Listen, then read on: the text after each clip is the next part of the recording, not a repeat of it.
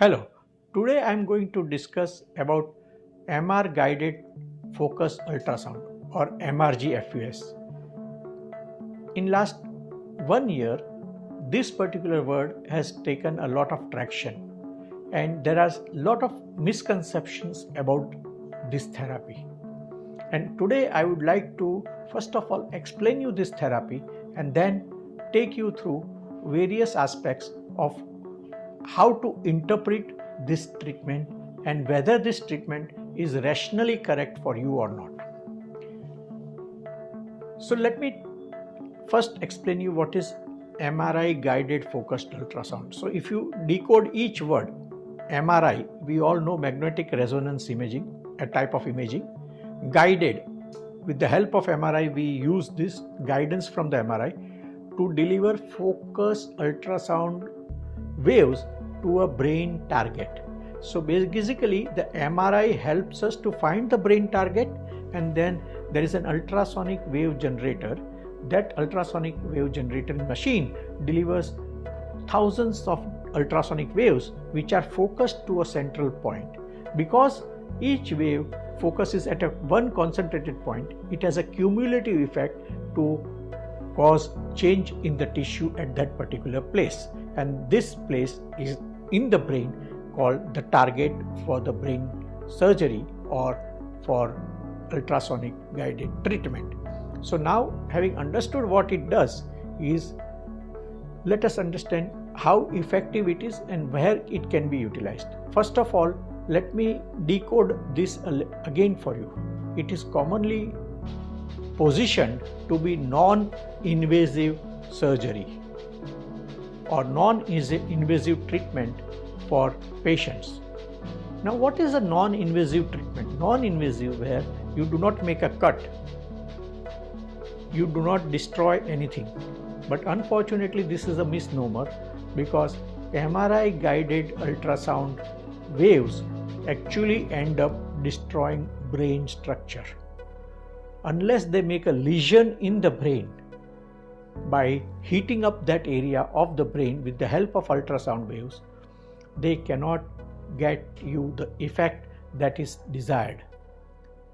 So then why it is called non-invasive? Because it doesn't do any cutting on the head. Now, as compared to this, if you consider deep brain stimulation surgery, it involves cutting on the top of the head, making a small hole into the skull.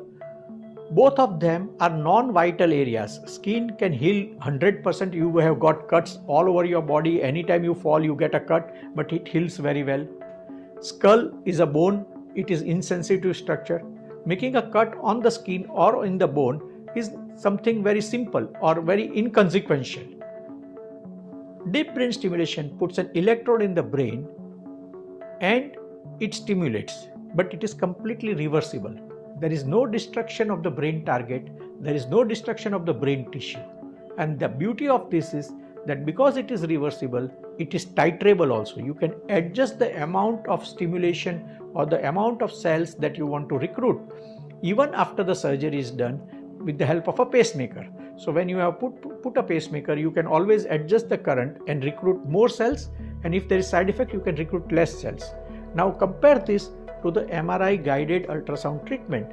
Basically, when you do a lesion in the brain, even if you are not a medical person, you will understand that it is permanent. If I destroy something, I burn something, it is permanent. And once I have burnt it, it is irreversible. Suppose it causes some side effect, I cannot reverse it. Having now understood the differences between two different types of treatment, let me again make you understand where I feel, and this is my feeling based on understanding the literature or science as is today. The best place for MRI guided ultrasound, and which every other functional neurosurgeon would agree or a movement disorder specialist will agree, is for only tremors.